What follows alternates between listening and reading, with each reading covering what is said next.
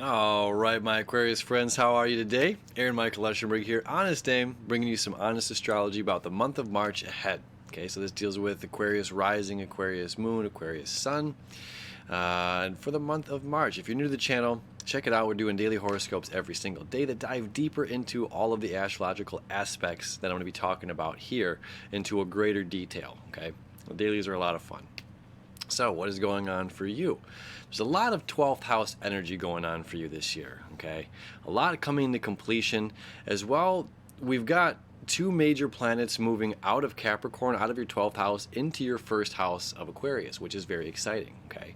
So that won't happen till the end of the month, okay? Saturn's been in Capricorn since 2017, December 2017, and is finally going to tick-tock into your sign on the 22nd. Okay, Saturn moving into Aquarius on the 22nd, which is good. It's going to be solidifying, who you are as an individual. It's helping ground you, helping you see a greater vision for your life, where you're headed in the future, as well as Mars is going to move out finally on the 30th.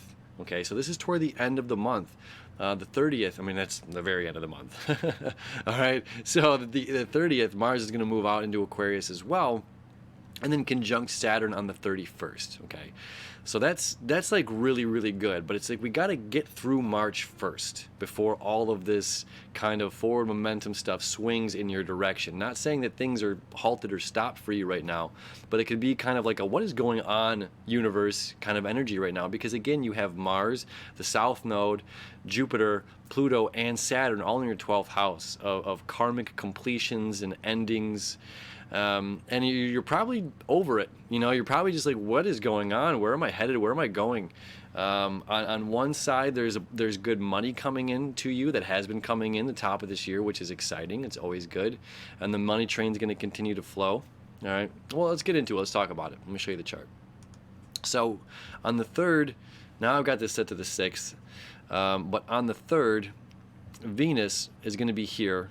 Okay. And Aries is going to square Saturn in Capricorn. Okay, so it's about information, maybe information that you love, something that you really love that you've stuck to, maybe something you've lived by. Okay, squaring this knowledge, squaring Saturn. Saturn is the law here, and this is the 12th house, again, about endings. So this can come with a bit of tension. Like there's some sort of knowledge, there's something that's happened here that's tension, that can be upsetting, that you have to let go of. Or there's new information coming in that like challenges your beliefs, because the 12th house deals with beliefs, right? So there's something coming up here early in the month that is quite challenging to you, to your understanding, okay? And just go with the flow as best as you can. Now on the 4th, Venus is going to jump here into your 4th house about home and family. Okay, Venus home in the sign of Taurus, which is very lovely. Right off the gate is going to start conjunct Uranus, okay? And that will be exact. Venus conjunct Uranus will be exact on the 8th, okay? So for the 1st through the 8th, 9th, and even 10th, Venus is going to be right there creating this conjunction. So it's shaking things up on the home and family front, okay? Who are you, what you love, what you desire, can be, you're going to be going for a roller coaster ride. This could be really positive. This could be not really positive. Okay, it's not up for me to determine that. But either way, you can expect the unexpected when you've got Venus coming around to Taurus, connecting to Uranus for pretty much the first week of the month, okay? As well, now Mercury, which has been in your 2nd house of income and finances and material possessions, okay? Mercury's retrograde about, is 12 degrees here, retrograde back. So on the 4th, Mercury crosses the line of Pisces and enters back into Aquarius, okay? So from the 4th all the way until the 10th, Mercury is going to move to 28 degrees. Then from the 10th up into the 16th, finally pops back into Pisces. So for those 12 days, Mercury is going to only be at 2 degrees, all right? Mercury will only be at 2 degrees for those 12 days, okay? So on the 10th, Mercury's retrograde is finally over. We have forward moving momentum. Information's coming back. So where were you? What conversations were being had around the end of January, beginning of February, okay? What was not said back then is going to be coming out now. You know, there's something going on that happens during these 2 weeks that's revisiting from back in the end of January, beginning of February. Okay, so pay attention to that. Pay attention to that energy. It's very important. These are karmic lessons that the universe wants you to understand. All right, so this is beautiful new learning coming your way. Now as well, we've got the Sun conjunct Neptune on the 8th. Okay, that's happening in your second house. This is really powerful as this deals with your money and finances, okay? This could be dreams, your dreams coming true. There's something coming alive, your creativity, Sun, ego, self, you're bringing it together. You are living your dreams, you know, and the money will flow, the money will follow, right? So that's on the 8th. Then on the 9th, we have a full moon in Virgo, okay? So Virgos over here, this is your 8th house of shared resources. So what's happening financially over here for you, you know, maybe you're going to be able to invest some of this money that you've acquired in the stock market, in cryptocurrency.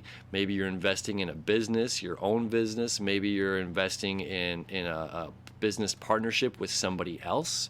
You know, there's something going on here that's being highlighted. And as you see, there's really no energy happening up here. There's nothing there in Virgo right now. Everything's over here in pretty much, you know, 3 different signs between Capricorn, Pisces, and Taurus is where all the energy is going to be for the majority of the month. Okay, until the 20th when the Sun finally leaves. We'll get there in a minute. When the Sun finally leaves and enters the sign of Aries, 3rd house. So we'll get there in a second. All right, now we have on the 11th, the Sun is going to create a sextile to Jupiter. Okay, now again, a lot of energy in this clearing out karmic past. You're learning karmic lessons, okay, from you know, first house is again like this infant child that just knows this, only knows me. It only knows me, my I. Okay, fingers and toes. It's the baby that knows nothing in the world. It's not saying that that's an Aries mentality or anything like that. That's just how we look at the zodiac. You know, this is me, my instincts, you know, my things, like a 2-year-old, like a toddler, you know, mine, that's my mug, that's my cup, that's my toy, you know. And then you move to the 3rd house, it's my information, my knowledge. You move to 4th house, this is my family, this is my emotions. 5th house, my ego, my representation of self. 6th house, my work, the work that I'm finally going to do. What do I love to do? And bring that others for other people. So the 12th house, you know, this deals with like the guru. This is the knowledge. This is a lot of knowledge. You know, before you beginning a new journey, you've learned that there's a lot of preparation that has to be done before starting this new journey. Okay, so for my Aquarius friends, there's a lot of knowledge coming your way. There's a lot of insight that's transforming you to being this guru right now. Okay, so when we have the Sun in your 2nd house of income, and you're having this guru mentality, these things are ending, things are shifting, things are closing, new opportunities are opening, you know, so you're applying the knowledge that you've learned over the past several years, several months, whichever it may be, probably years, and applying that to how you're going to create your income, which is really powerful, very potent. Okay, so that happens on the 11th. Then on the 14th, the Sun is going to sextile Pluto. So it's about transformation. So one end, it's about expansion, and then transformation, okay? So you're really bringing this into your life, and you're really creating this as a sustainable way for you to create money in your life, which is very powerful. And again, potentially over the next 2 weeks, investing some of that money before this new beginning, new moon happening here on the 24th. All right, so now we have the Sun sextile Saturn. That's going to happen on the 19th. Okay, so 28 degrees, Sun sextile Saturn. It's 29 degrees. Okay, 29 degrees.